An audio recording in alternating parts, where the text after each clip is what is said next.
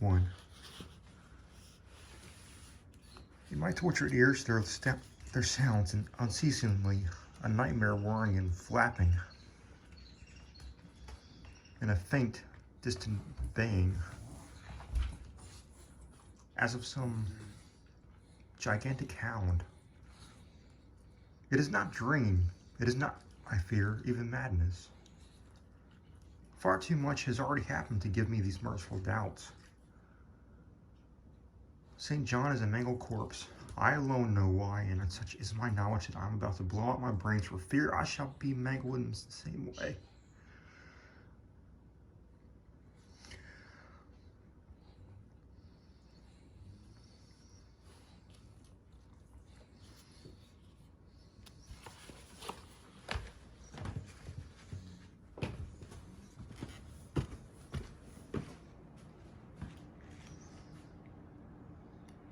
Down unlit and illimitable corridors of eldritch fantasy sweeps the black, shapeless nemesis that drives me to its self-annihilation.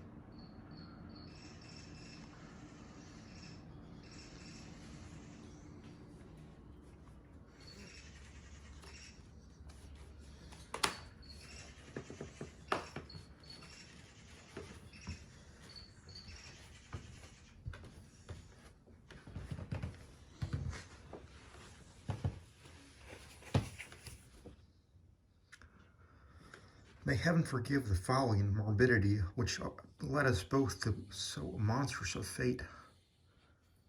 Wearied with the commonplaces of a prosaic world, where even the joys of romance and adventure soon grow pale, St. John and I had followed enthusiastically every aesthetic and intellectual movement which promised respite from our devastating ennui.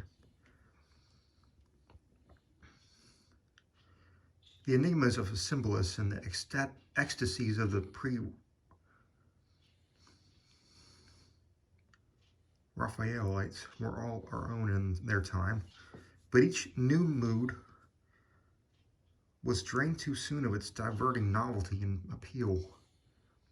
Only the somber philosophy of the decadence could hold us, and this we found potent only by increasing gradually the depth and diabolism of our penetrations.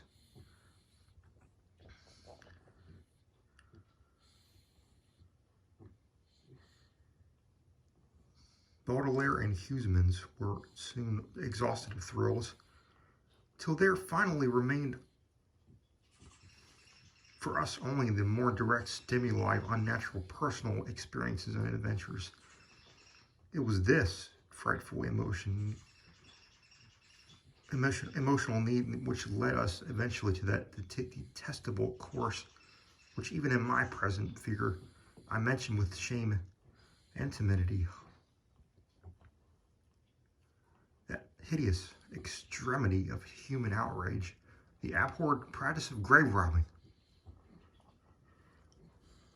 I cannot reveal the details of our shocking expeditions, or catalog even partly the worst of the trophies adorning that nameless museum we were prepared in the great stone house where we jointly dwelt, alone and servantless.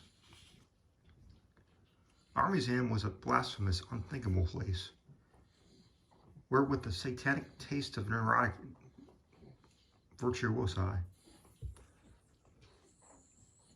we assembled in a universe of terror and decay to excite our jaded sensibilities.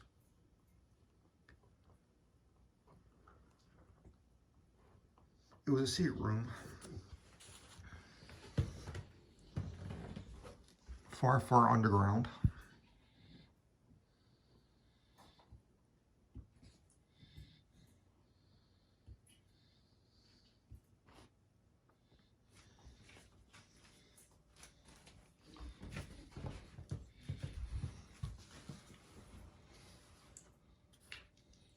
Were huge winged demons carven of basalt and onyx, vomited from wide grinning mouths, weird green and orange light, and hidden pneumatic pipes ruffled into kaleidoscopic dances of death, the lines of red charnel things, hand in hand woven in voluminous black hangings.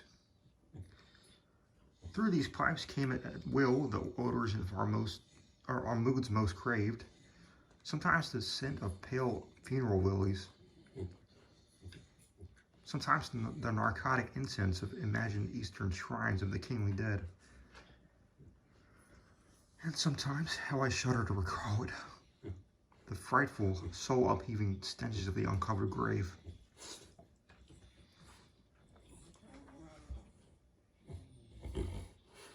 Around the walls of this repellent chamber were cases of antique mummies, alternating with comely, lifelike bodies perfectly stuffed and cured by the taxidermist art, and with headstones snatched from the oldest churchyards of the world.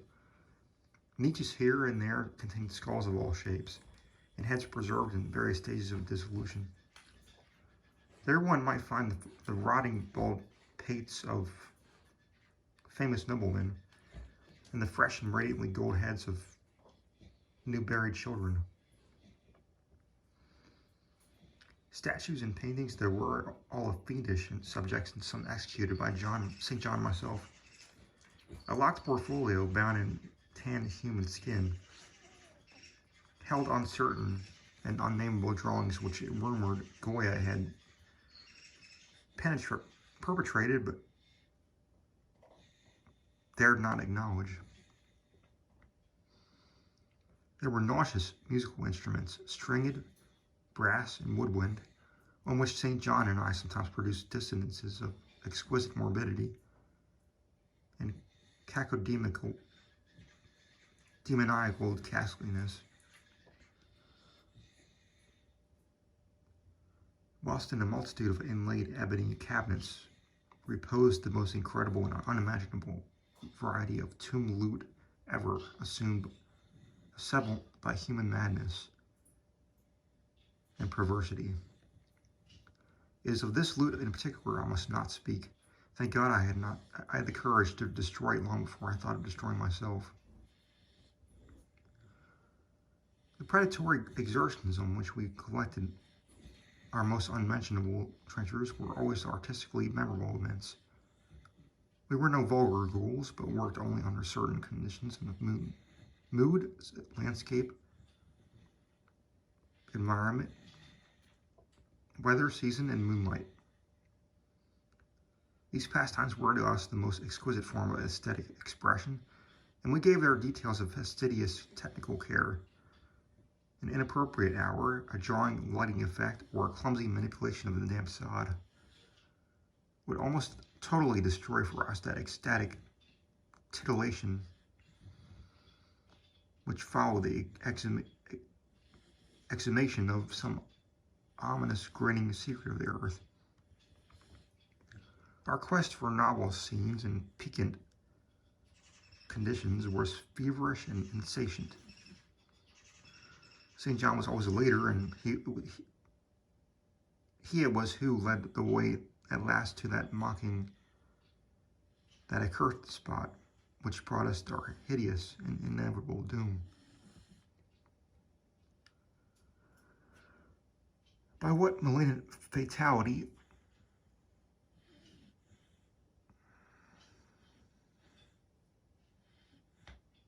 we were lured to that terrible Hound churchyard? I think it was a dark rumor and legendary, the tales of one buried for 5 centuries who had himself been a ghoul in his time and had stolen a potent thing from a mighty sepulchre. I can recall the scene in these final moments. The pale autumnal moon over the graves, casting long, horrible shadows.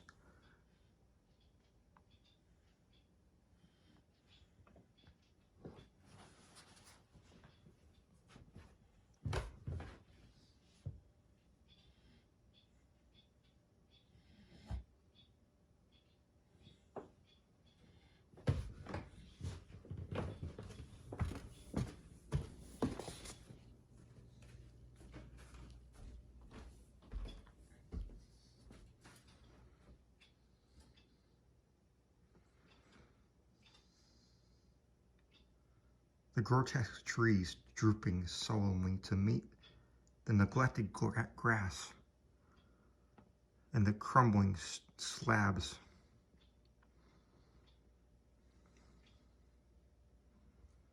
The vast legions of strangely colossal bats that flew against the moon.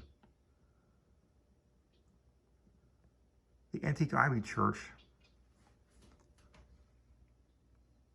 pointing a huge spectral finger in the livid sky. The phosphorescent insects that danced like death fires under the yews in a distant corner. The odors of mold, vegetation, and the less explicable things that mingled feebly with the night wind and from over far swamps and seas. And worst of all, the faint, deep toned baying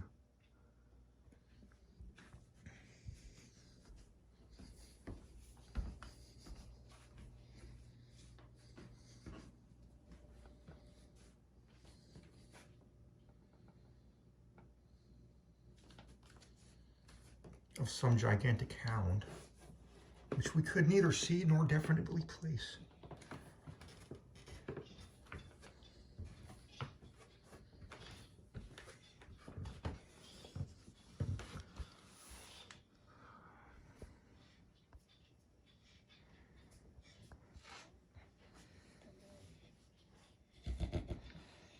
As we heard the suggestion of baying, we shuddered, remembering the tales of the peasantry.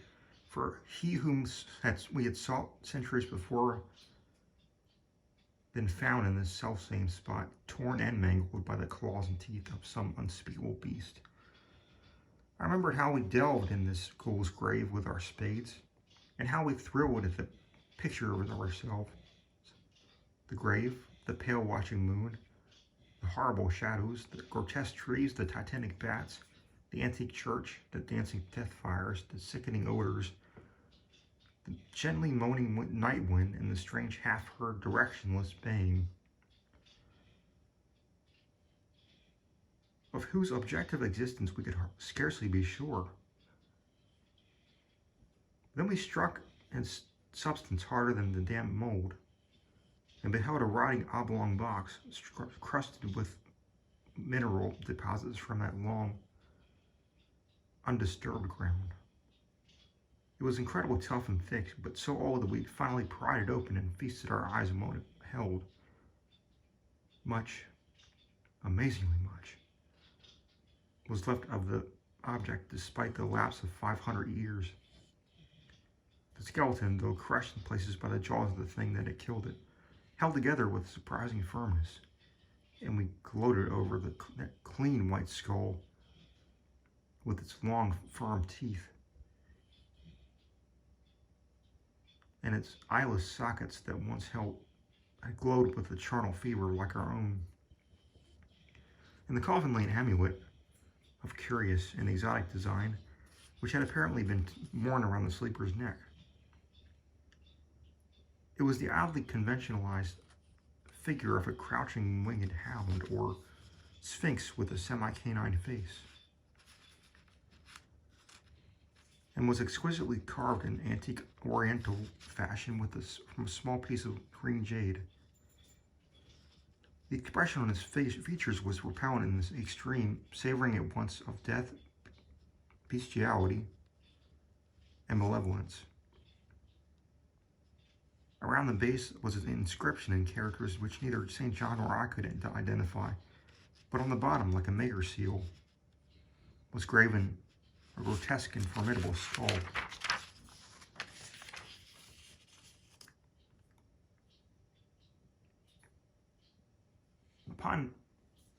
Immediately upon beholding this amulet, we knew that we must possess it. That this treasure alone was our logical pelf from the century grave.